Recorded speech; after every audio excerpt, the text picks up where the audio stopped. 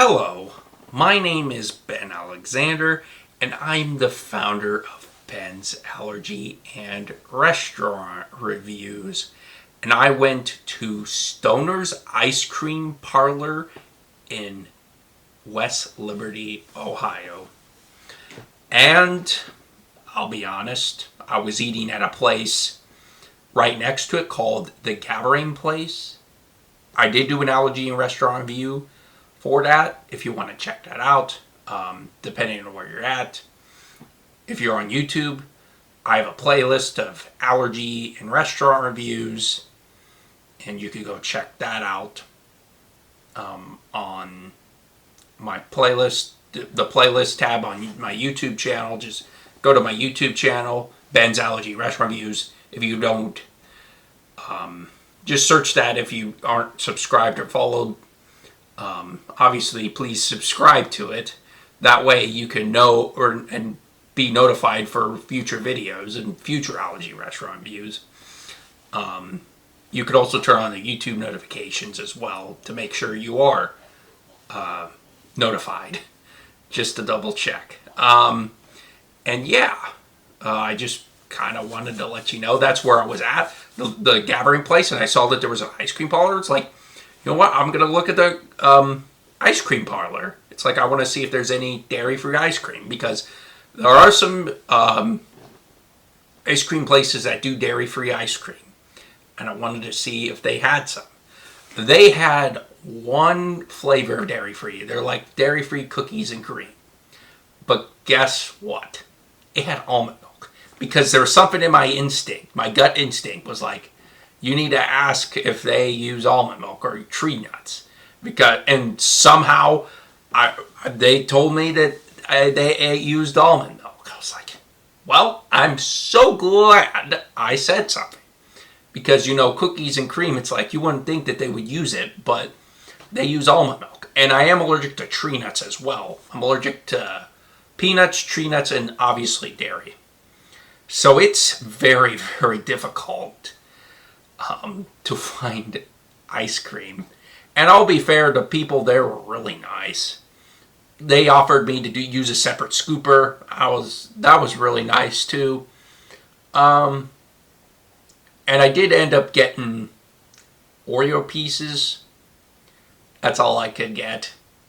And the food rating's a good 5 out of 5 stars because I love Oreos. That's the most explanation you could get. And Oreos are dairy-free, surprisingly. I know lots of people in my comments are like, I didn't realize Oreos had dairy in them, or were dairy-free, or they thought, sorry, let me explain this. Everybody thinks that Oreos have dairy in them because of the cream, but the cream is dairy-free, making Oreos dairy-free. It's one of the things that surprises a lot of people. Oreos are dairy-free, and it's one of my safe foods. If, there's cake going on at a birthday party or whatever, I will get Oreos. And for example, my brother's birthday, he had a cake that was dairy-filled, and I couldn't eat it. I was allergic to it. So my grandma got me Oreos, so I had Oreos while the rest of them enjoyed the cake. That's kind of what I'm talking about. And I will say the allergy rating for this place, I would say, is a 4 out of 5 stars. They don't necessarily have an allergen menu, but they are very well trained about allergies. And they also don't have any tree nut free and dairy free options. It was just that. But if you are allergic to dairy and not allergic to tree nuts, I would definitely recommend you try their ice cream. Because, it's ice cream. It's hard to screw up ice cream. I'll just be bluntly honest with you. But if you're allergic to dairy and tree nuts, your options are very slim. But, of course, they do have other food options there as well.